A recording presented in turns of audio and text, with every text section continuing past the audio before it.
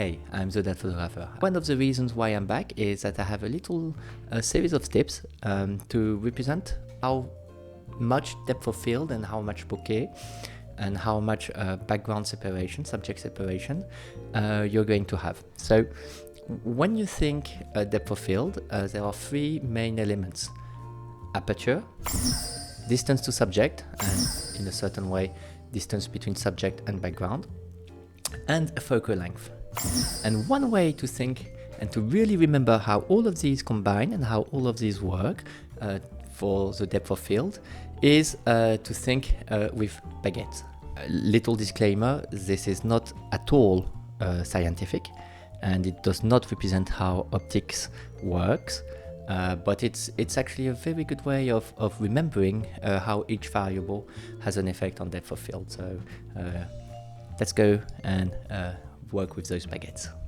We have our three variables: aperture, distance to subject, and focal length. All right, let's go with aperture.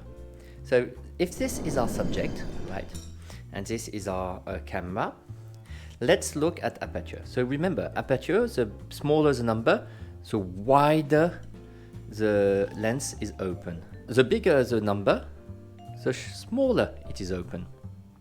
So the idea is to take your chopsticks and make them cross at the subject's point and let them start whether we are at a wide aperture or at a small aperture, and see the results. So let's start with a very wide aperture.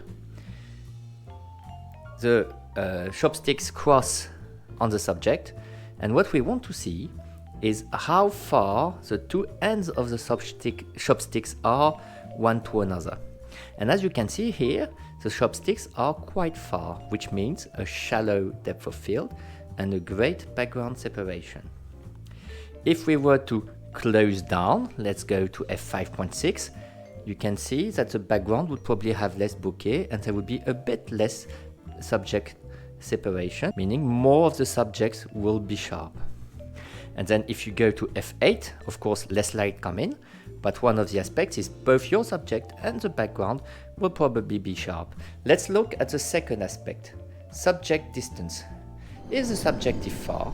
And we keep the same aperture, let's look at middle aperture, and we cross the two elements at the subject. There is very little between the chopsticks, both the subject and the background will be sharp. If the subject is closer, let's cross it at the subject, keep the same distance because we are keeping the same aperture. Then you see that there is a bit more of a blur on the background and of course a shallower depth of field. Even closer,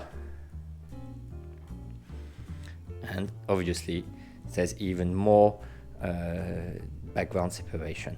Another point here is, remember, if the background is really far, you will have a really creamy background with full of bokeh. If the background is closer to the subject, you see there's less distance between the chopsticks, and so it means that you will have a little bit less background separation and a little bit less of a creamy background. And then how can we think about focal length? Well, focal length is a little bit different. We'll have to look at the length of the baguettes. So let's take our subject here. If our subject stays at the same point here, let's say this is your usual 50 millimeters. If we have a smaller one, let's say a 23 millimeter, we shall have a shorter set of baguettes. They cross at the same level. There is the same separation distance between both. And if you look, there is way more background separation and a smaller depth of field for the 50 millimeter than there is for the 23 millimeter. Do we need baguettes to know that if you have a very long lens, a very shallow aperture, and that you're really close to your subject, that it will have a very shallow depth of field and super creamy bokeh? No, of course not. But I feel it helps. Oh, and one last thing, obviously, if your subject is at the horizon, it doesn't matter which aperture you have, when you focus on him, you will have all of your subject, no matter how long he is, that is sharp. So that's one thing to know. Maybe that's another point to come back to later on. And till then, hope you're fine, and see you next time.